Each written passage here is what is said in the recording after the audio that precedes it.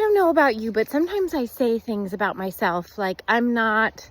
like I'm not a healthy person, like I'm not super motivated, I'm not disciplined, I'm not good with finances, these kinds of things. And you know, a lot of times the I am statements set us up for, you know, defeat right out the gate. And it's super interesting because I would often say I'm not a dog person, but you can see me out here this morning.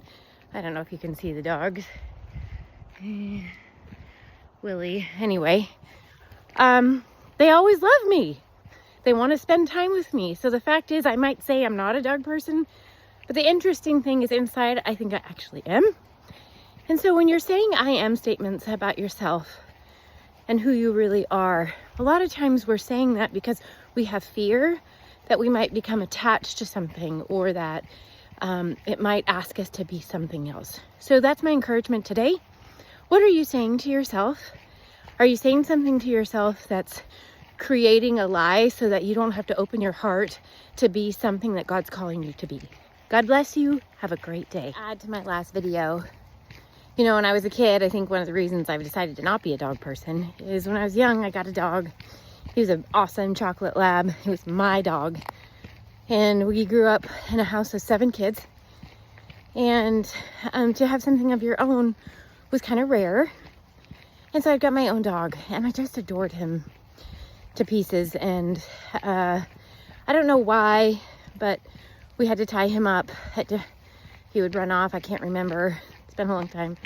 But I just remember something happened in my younger brother without tormenting him. Like, you know, pushing sticks at him, smacking him with sticks, that kind of thing. And he lunged at my brother. He didn't actually bite him or anything, but he just lunged at him. And so my dad decided that he needed to go. He took care of him. And so, you know, I think that created within me this closing of my heart to having dogs because I was afraid they would be taken away. And so maybe that's you. Maybe there's something in your life that you're closing your heart to because you're afraid it's going to get taken away. And what I'm going to encourage all of us today is to let go of not allowing ourselves to be hurt. That's life. It just is. And if we're constantly protecting ourselves from being hurt, then we may be not allowing ourselves to let the things in that are supposed to be coming into our life, which is super sad because we are meant for all the things in this world, and hurt is one of them. And a lot of times I just have learned that there's a reason and a season for everything. And I may not be able to see the bigger picture in a moment, but I know that God knows best for me. And that if I stay open and I get to experience all those amazing gifts that God's given to me. And one of them is dogs. Right, Willie? My grand dog. And so, and he brings me so much joy. Even though I constantly tell myself I'm not a dog person. And there's Dexter.